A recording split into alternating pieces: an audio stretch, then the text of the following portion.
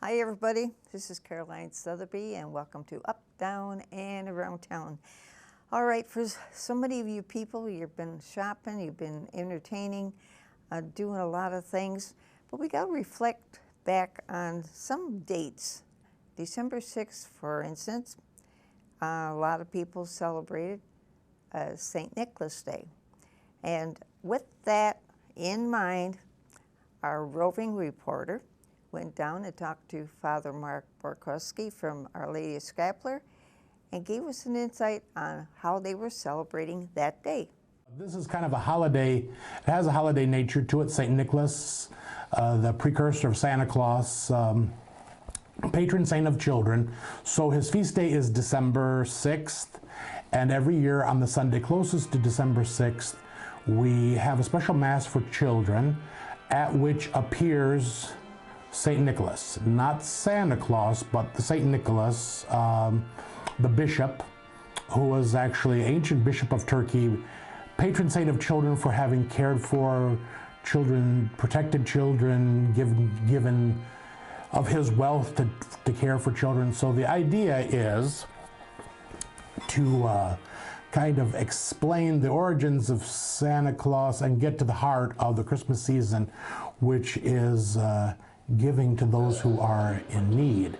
So that's the purpose of it. And of course, St. Nicholas, as a benevolent church person, kind of an official person, does inquire of the children about their behavior and reminding them that they have to be good, reminding them, of course, that the commandment that's for them is honor your father and mother, and that's what we have to work on doing, especially at Christmas time, but really, we have to do that all the year long. It's kind of like, this is the checkup. Have you been good? Are you living a good life? Are you being a good Christian child? So St. Nicholas comes, talks to the children, talks to them about the real meaning of Christmas, of course, about the birth of Jesus and how important that is in our lives. So that's the purpose of this. It's actually organized and sponsored by our catechetical department because it's really kind of, I would classify it as learning about our faith. Learning about a saint. What does it mean to be a saint? Everybody can be a saint. That's part of it. Learning about Christmas. What's the real meaning of Christmas? Learning about giving and being reminded that God expects us to be good. Okay, that was December 6th. How about December 7th? People are thinking Pearl Harbor Day. Some people remember the announcement that day. There was no television, it was strictly radio.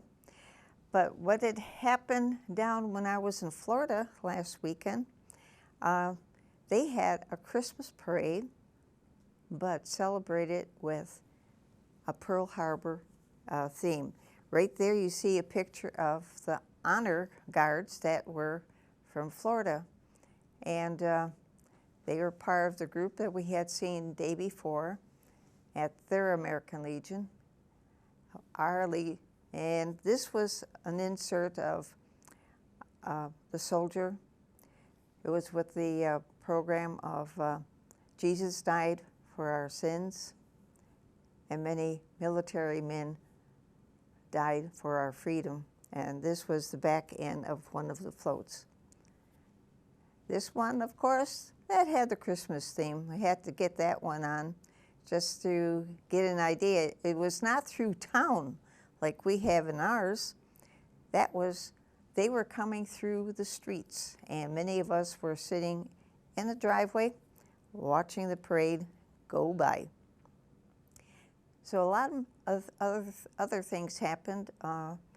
We can give you some more insight later on if we have time, but we are going to go to our two guests representing Post 217, and of course they had celebration last weekend too for Pearl Harbor Remembrance.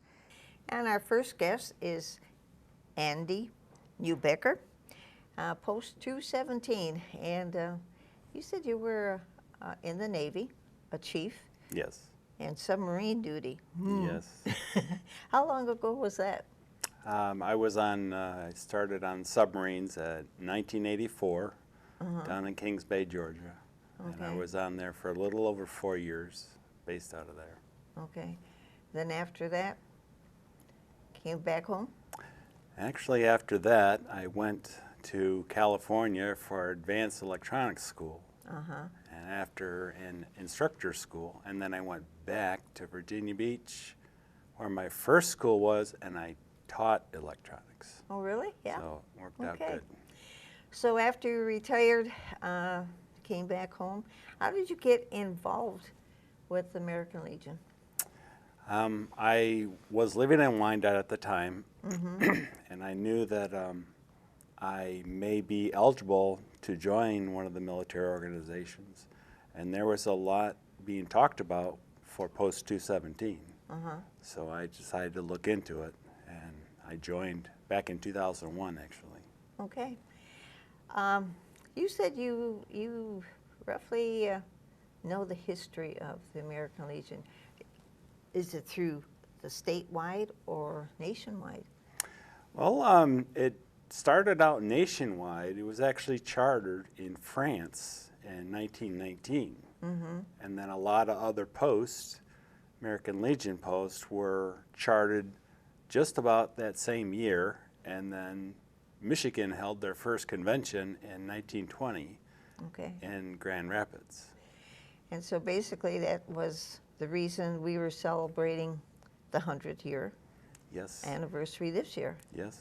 Yeah, Yeah, big year. big year.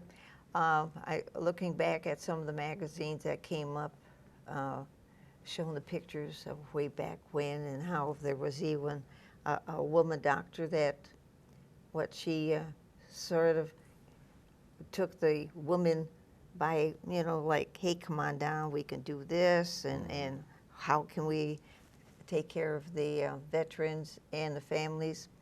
So I think that's basically what the Legion is doing. And up to this day, it was funny because the auxiliary had their meeting in the earlier part of the year, and one of our gals says, why don't we make 100 lap blankets? Because the guys would probably be able to use it and that, so that was our project. Then, of course, Carrie had said, hey, let's have a party. Yes, and and that's it was how the very gala good. thing came in. But if you look at Facebook, a lot of people from all the other organizations and cities enjoyed this year. It was something special. Well, how many times can you be celebrating 100 years in a lifetime, right? So, Oh, yeah, definitely. yeah. Were you there at the gala too, or? Oh, yes, I was. Dinner, dancing, the whole works. It was a lot of like you said, work. Originally, when you start with a simple idea, and all of a sudden somebody says this and another person says that, and then you got to look into that, and it becomes so broad and so wide. But I think it worked out fine because I think a lot of people had, like you said, a good time. And there were a lot of people that were not just from our group, 217. You had a lot of the state representatives. And well, look at that dollar dance. That was different, wasn't it? Yes, it was. And everybody, like, she had her project and he had his project, and it reminded me of a wedding, of the old-fashioned weddings where people would, hey, here's some money and let's take a dance, and that's how they got their contributions.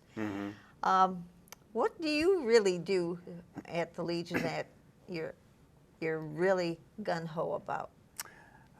Excuse me. A lot of what I do attend the meetings, and I try to get involved. And they recently had a breakfast, so I was there to help out with that. The Cub Scouts were also there. They were doing most of the work, and they were very good at it. Yeah. And I just try to get involved with any other projects that might be available. Yeah, and you have to have people that suggest their ideas and are willing to work.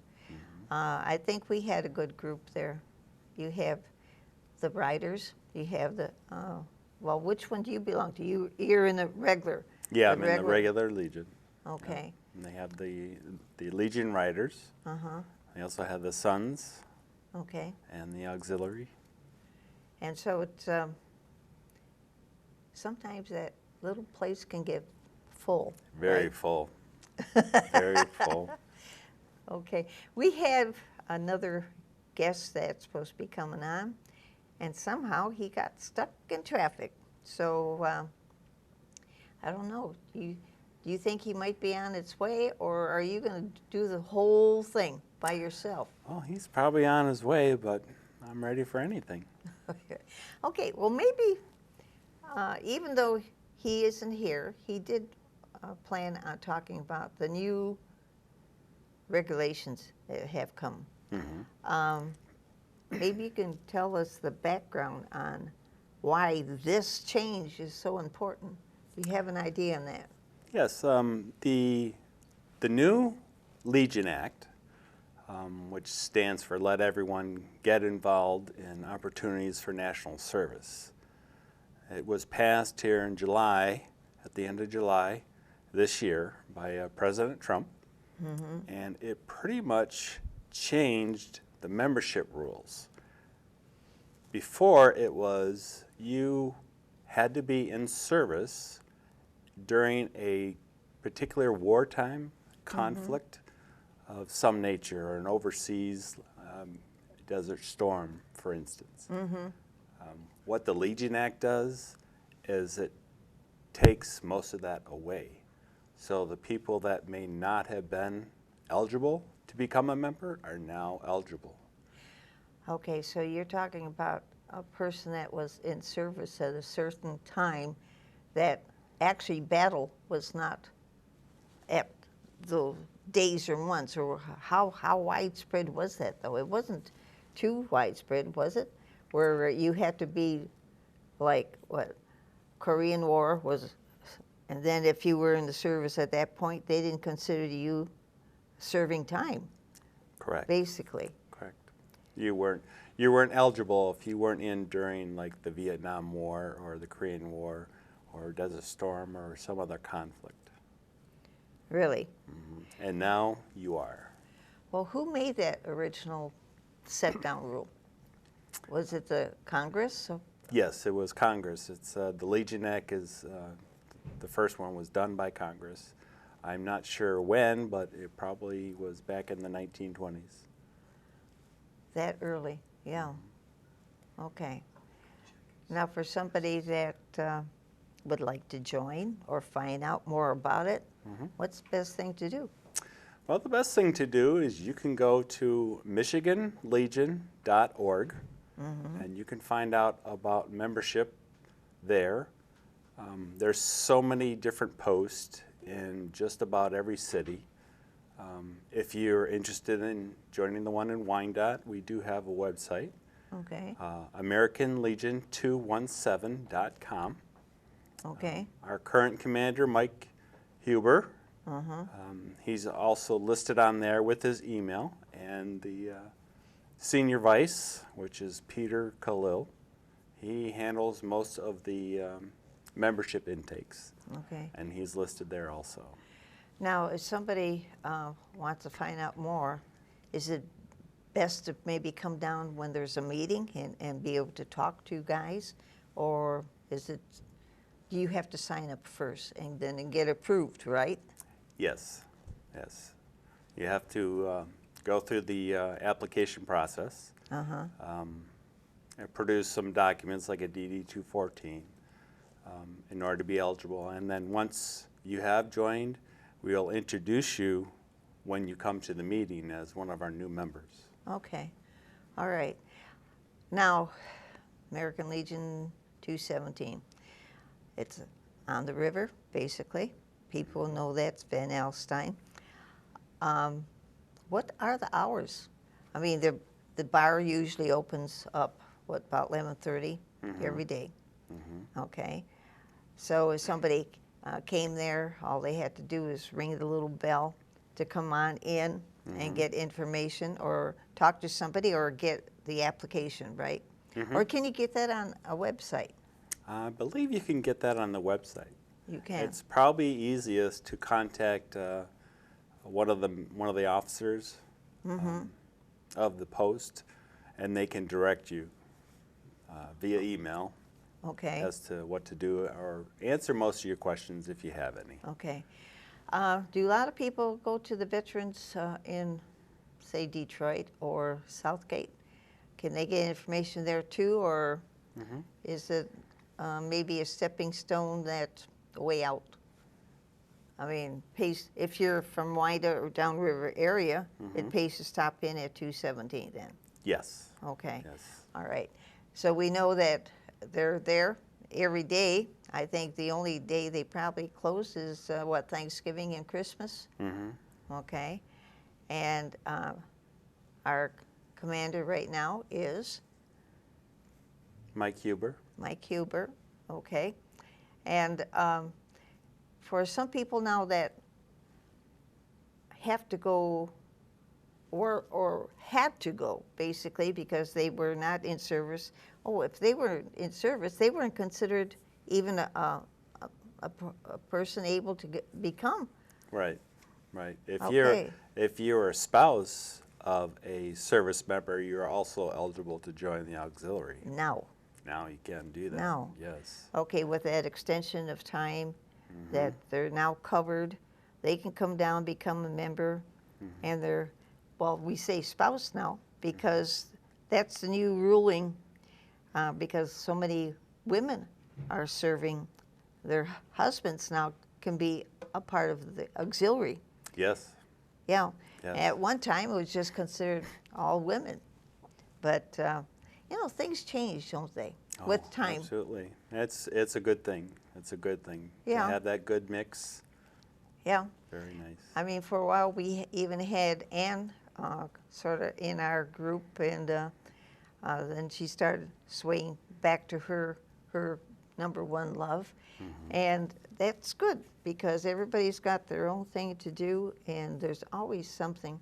When the Coast Guard got their little packages from the American Legion, that was the time when the government shut down, and they were still working. Yes. And you don't realize that. You think, Coast Guard, yeah, they're serving.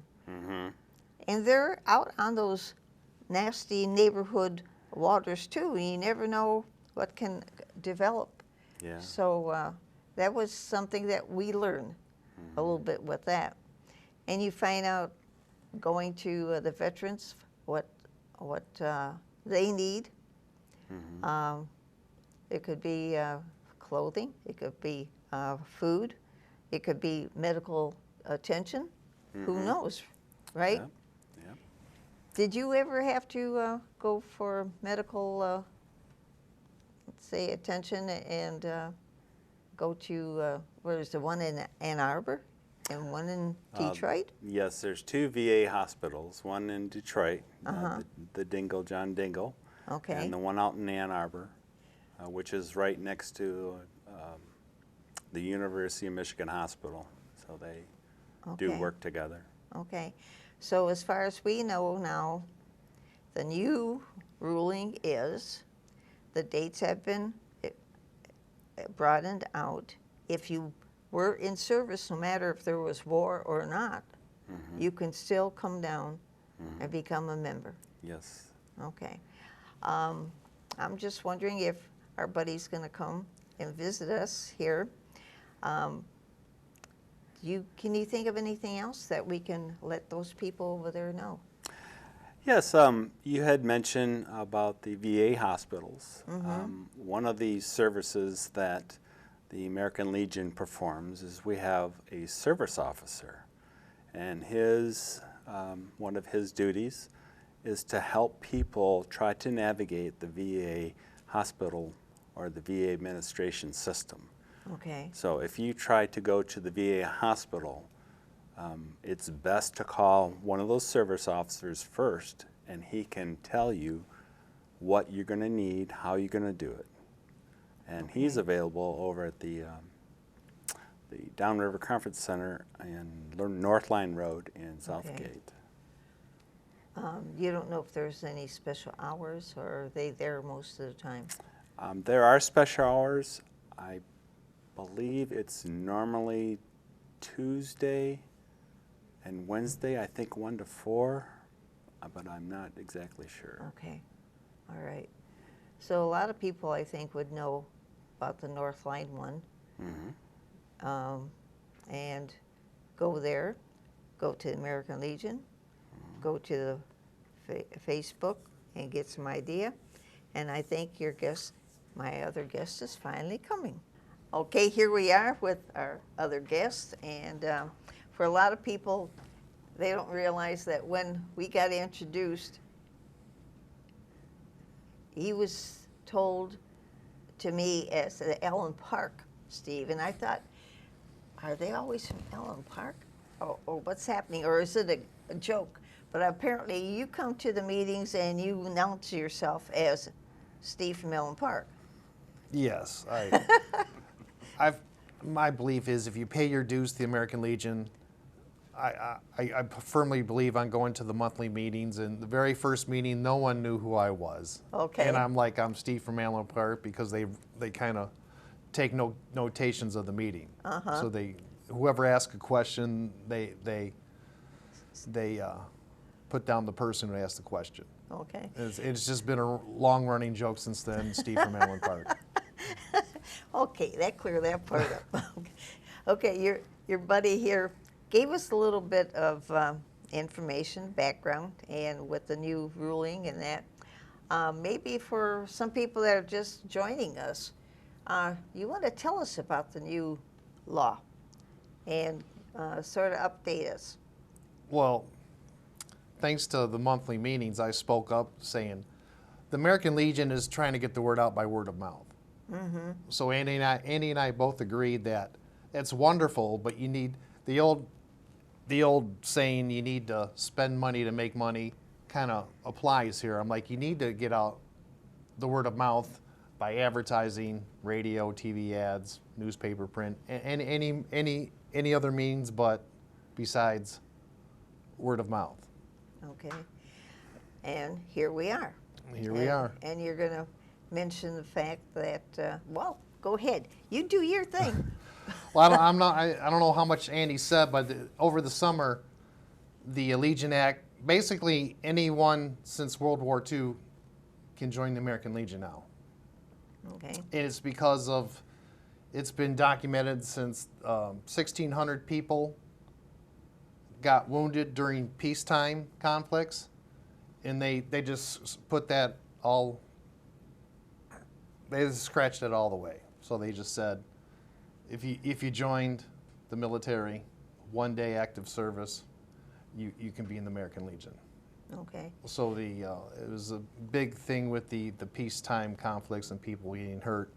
And also the auxiliary has changed also. The spouse has historically meant a woman. It's gender neutral now. Man, woman, as long as you're a spouse of a veteran, you can join the American Legion Auxiliary. Okay. And he did mention the different sources. Look up Facebook or come down to the Legion, talk to somebody, get an idea, get your applications in. Right. My wife Heidi has helped me a lot with this. She has, yeah? Yes. And that's when she's saying, no, she's standing back there and you were trying to get her on. I'm trying. Well, she'll just have to come there back before we close up. What does she do that helps you? She's just moral support, supports in all sense of the nature. She's the one that encouraged me to join the American Legion. Okay. Mm-hmm. Why? Because her dad was there? Or? No, she just thought it was a great organization. Actually, her father passed away, but he was a member of the Knights of Columbus. Okay. But she wanted me to do something of that nature, which is good. But since I was a veteran, I truly believed in joining the American Legion. Now, what branch of service were you in? Andy and I were both Navy, and we were both in the Navy. We both retired as Navy reservists, and we were both in the same unit at one time. You were in the submarine area too? Yeah, you Yeah. can say that. I think he's trying to keep quiet a little No, bit. no, Right? it's good. He knows. Andy knows. Okay, Yeah, went over to overseas in Italy. So, okay. And when did you retire? a couple years after Andy. You did? Yeah, we just reconnected when we happened to both join the same post 217 Okay. here in Wyandotte. Okay. What made you join Wyandotte? Because there are other ones around there. Is it Melvindale? What, Trenton has Allen one? Park. Allen Park. They're all over. But 2 reasons: the view, great view on Bishop Park, and 2, they're very, very active. Matter of fact, I ran a couple of the more seasoned people at Post 217 asked me to become part of the executive board, and I ran, but I lost. But Wow. but Post 217 is very, very active in the community with Americanisms, going to the Wyandotte schools. We just voted on something called Blessing in a Backpack, Okay, yeah. where they fill up a child's backpack on Friday, and Monday morning they come back and it's empty and they fill it up again. So Right. Boy Scouts have been to the American Legion Post 217. Just recently they served dinner at the 9/11 ceremony. They had breakfast there on Sunday, and I know the Boy Scouts there helped out. So with the Boy Scouts, Americanism, I've heard in the past, help me out here, Andy, that they were cleaning up the graveyard by Wyandotte Hospital. There were some issues with that, so our post is very active in that, and that just makes me even want to be more active, and I'm glad I joined 217. Well, I think we're all glad you guys did. Because we need a lot of people to do a lot of things. Yes. Some of the guys may not be able to walk too far where we can. So even though you came rather late because of a car accident on the way, hey, I appreciate you coming. What else can we talk about? I mean, you're gung-ho about 217. What days do they have their meetings? It's Okay. the first Wednesday of every month. First Wednesday of every month. Okay. And you're there. Try to be. Steve from Mellon Park. They start at 7 o'clock in the evening. And my wife Heidi tries to be there too. Okay. Is she on the auxiliary though? Not yet. Not yet? Not yet. She's still deciding. Oh, Only because she's got other things going on. So Okay. I understand. all right. Okay, before we disappear and say goodbye to all of you guys, because there's a lot happening down there, like you said at the post. They're going to have New Year's Eve and all these other, they have entertainment on weekends. They have the bar, good food. For some people that maybe watch the council meeting this week, there's a special note, especially with Christmas coming up. The teens from the high school are now at 3050 First Street, which is First and Maple, and they are having their shop open Monday through Friday from 4 to 7 o'clock, and Saturday and Sundays from noon to 6. This is one way of getting the kids out of the school into a selling environment, and it just in time for the holidays. Hey, thanks for coming. You You're take very care. welcome. Thank you for having us. Thank you, Okay. Carolyn. You're welcome. And thank you for watching. We'll see you next time on Up, Down, and Around Town. Bye-bye